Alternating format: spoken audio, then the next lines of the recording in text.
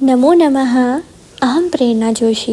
आशा छे सर्वे छात्राः कुशलाः सन्ति। गद्य 2 यत् भविष्यो विनश्यति। પ્રસ્તાવના: સંસ્કૃતમાં પંચતંત્ર અને હિતોપદેશ એ પ્રાણી કથાના પ્રસિદ્ધ ગ્રંથો છે.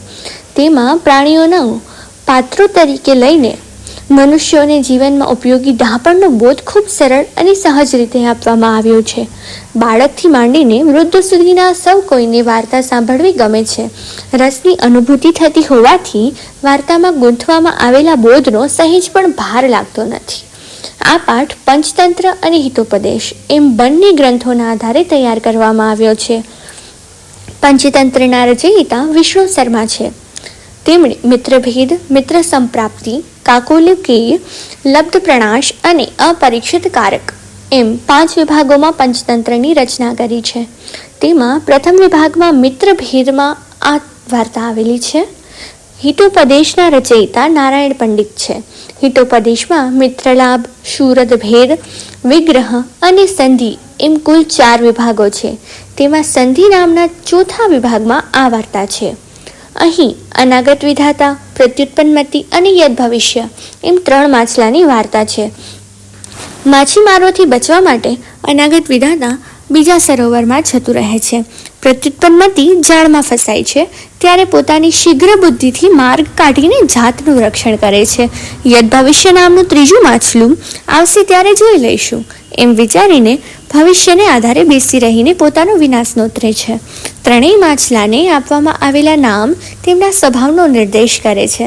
ભવિષ્યમાં આવનારી મુશ્કેલીઓનો ઉપાય માણસે અગાઉથી વિચારવો જોઈએ અને મુશ્કેલી આવી પડે ત્યારે પોતાના બુદ્ધિનો ઉપયોગ કરીને તેમાંથી માર્ગ શોધવો જોઈએ. માત્ર નસીબના જ આધારે બેસી રહેવાનું આળસુ અને નિરુદ્યમીની દશા યદ ભવિષ્ય જેવી થાય છે.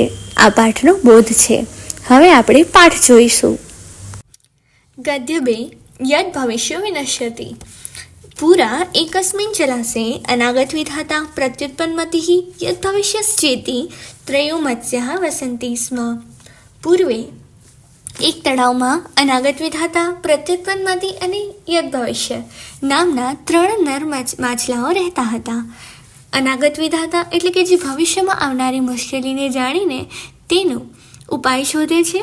પ્રત્યુત્પન્નમતિ એટલે કે જે મુશ્કેલીમાં રસ્તો શોધે છે અને યદ ભવિષ્ય એટલે કે જે ભાગ્યમાં હશે એ થશે એવું વિચારીને રહે છે. અથ કદાચિત તમ જલાશયમ દ્રષ્ટવા ધીવરેહી ઉક્તમ. હવે એકવાર તે તળાવ જોઈને માછીમારો બોલ્યા, ઓહો બહુ મત્સ્યોયમ હૃદઃ. વાહ, આ તળાવ ઘણા માછલાવાળું છે. કદાચિત અપી ન અસ્માભિઃ અન્વેષિતઃ.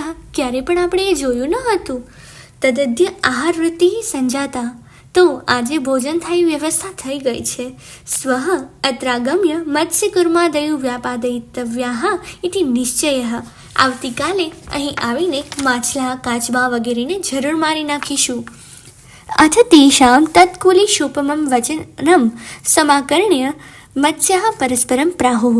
હવે તેમનું વજ્રની ઉપમા આપી શકાય તેવું વચન સાંભળીને માછલાએ એકબીજાને કહ્યું. તત્કુલિશોપમં વચનમ અર્થાત વજ્રની ઉપમા આપી શકાય તેવું વચન. શ્રુતોયમ ધીવરાલાપઃ. માછીમારોનો આ વાર્તાલાપ સાંભળ્યો. અધુના અસ્માભિઃ કિમ કર્તવ્યમ. હવે આપણે શું કરવું. તત્ર અનાગત વિધાતા નામ મત્સ્ય પ્રાહ. ત્યાં અનાગત વિધાતા નામનો નર મત્સ્ય બોલ્યો. નૂનમ પ્રભાત સમયે ધીવરાહ અત્રાગમ્ય મત્સ્ય સંક્ષયમ કરિષ્યન્તિ ઇતિ મમ મનસી વર્તતે. ખરેખર સવારના સમયે માછીમારો અહીં આવીને માછલાઓનો વિનાશ કરશે એમ મને લાગે છે. તન્નયુક્તમ સાંપ્રતમ ક્ષણમપી અત્ર અવસ્થાતુમ. તો અત્યારે અહીં એક ક્ષણ પણ રહેવું યોગ્ય નથી. અસ્માભિઃ રાત્રો એવ કિંચિત સમીપમ સરહ ગંતવ્યમ. આપણે રાત્રે જ કોઈ નજીકના તળાવમાં જવું જોઈએ. અહમ તાવત જલાશયાંતરમ ગચ્છામિ. હું તો બીજા તળાવમાં જાઉં છું. અપરઃ પ્રત્યુત્પન્નમતિઃ પ્રાહ. બીજું પ્રત્યુત્પન્નમતિ બોલ્યો. ભવિષ્યદર્થે પ્રમાણાભાવાત કુત્ર મયા ગંતવ્યમ. ભવિષ્યને માટે પ્રમાણ સાબિતીનો અભાવ હોવાથી મારે ક્યાં જવું જોઈએ. તદુત્પન્ને યથા કાર્યમ તદનુષ્ઠેયમ. તો જેવી પરિસ્થિતિ ઉત્પન્ન થાય તેમ વર્તવું જોઈએ. તથા ચ ઉત્તમ.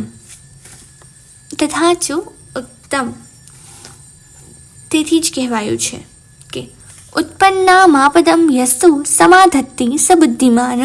ઉત્પન્ન થયેલી આવી પડેલી આફતનો જે ઉપાય લાવે છે તે બુદ્ધિશાળી છે. તતો યદ ભવિષ્યેણ ઉક્તમ.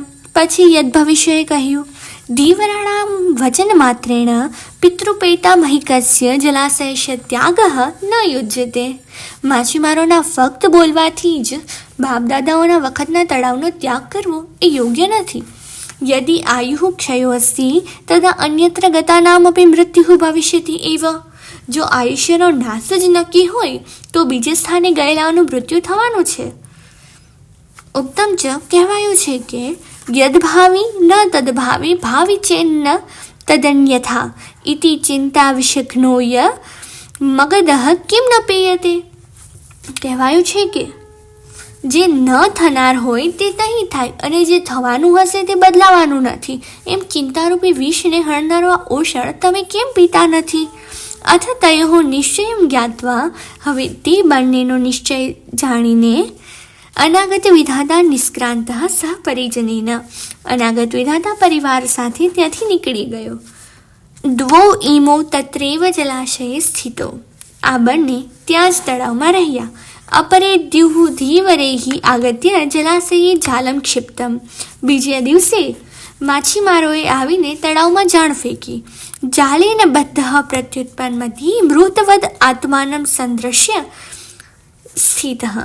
જાળમાં બંધાયેલો પ્રત્યુત્પન્નમતી મરેલાની માફક પોતાને બતાવીને પડ્યો રહ્યો.